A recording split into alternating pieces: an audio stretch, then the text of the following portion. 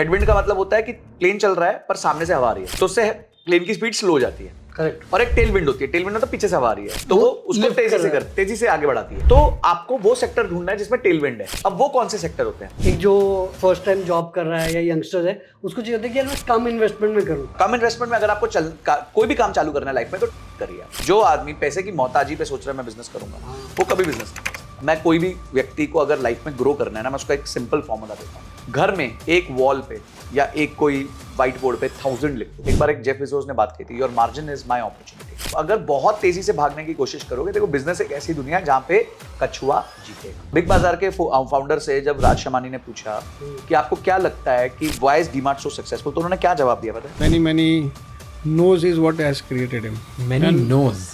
He will not do this, I'll not do this, I'll not do that, I will not do that, and that's what has made him. And maybe in hindsight we had many yes rather than no's. नमस्कार दोस्तों, founder ज्ञान के नए podcast में आप सबका स्वागत है। आज हमारे साथ मौजूद हैं संजय कथुरिया सर, जो कि एक बिजनेस एंड फाइनेंस कोच है। डिटेल में डिस्कस करेंगे कि यार अगर आपको अपना खुद का साइड हसल शुरू करना है, किस फील्ड में शुरू कर सकते हो, चाहे आप फर्स्ट जॉब में हो या स्टूडेंट हो, उसको कैसे प्रॉफिटेबल बिजनेस बना सकते हो, किस किस इंडस्ट्रीज अभी इंडिया में काफी ग्रो कर रही है, एंड कैसे बिना फंडिंग के भी एक स्केलेबल बिजनेस बन सकता है। तो welcome Sanjay sir on founder Gyan. Thank you Arnab, thank you so much. तो सर, आपको काफी रियल एस्टेट का एक्सपीरियंस है, एडटेक का एक्सपीरियंस है, एंड एडटेक के मार्केट में हम देख ही रहे हैं अभी इंडिया में क्या चल रहा है। आपको क्या लग रहा है कि यार इंडिया में अगले 5-10 साल में अगर कोई यंगस्टर बिजनेस शुरू करना चाहता है, कौन से 2-3 फील्ड आप देखते हैं कि यार बढ़िया चल सकते हैं? देखो अर्नब, जब भी किसी को बिजनेस स्टार्ट करना है इंडिया में, तो हमेशा उसको जैसे एरोप्लेन जब ऊपर जाता है तो दो चीजें होती है, या तो उसमें एक हेडविंड होती है, एक टेलविंड होती है। तो हेडविंड का मतलब होता है कि प्लेन चल रहा है पर सामने से हवा आ रही है, अच्छा, तो उससे प्लेन की स्पीड स्लो हो जाती है। करेक्ट। और एक टेलविंड होती है, टेलविंड मतलब पीछे से हवा आ रही है, तो वो उसको lift कर रहा है। तेजी से आगे बढ़ाती है। हाँ हाँ। तो आपको वो सेक्टर ढूंढना है जिसमें टेलविंड है। अब वो कौन से सेक्टर होते हैं? जहां गवर्नमेंट सबसे ज्यादा स्पेंडिंग करेगी, वो सेक्टर्स बनते हैं जहां पे टेलविंड आती है।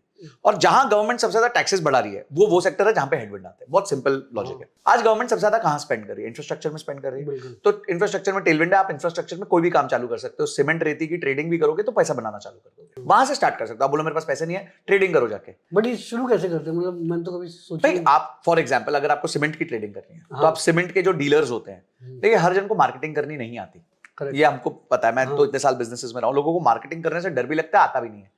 इंडियंस जो है ना, वो जनरली एक क्या कहते हैं, बड़े अपोलोजेटिक सेलर्स है। अपोलोजेटिक सेलर्स मतलब सॉरी सर, हाँ sir please I think confidence कम है। तो अगर आप में वो थोड़ा बहुत कॉन्फिडेंस है कि आप बेच सकते हो, तो आप एक डीलर मतलब जहां पे जो डिस्ट्रीब्यूट कर रहा है, जो सीमेंट डिस्ट्रीब्यूट कर रहा है, उसके लिए आप मार्केटिंग कर सकते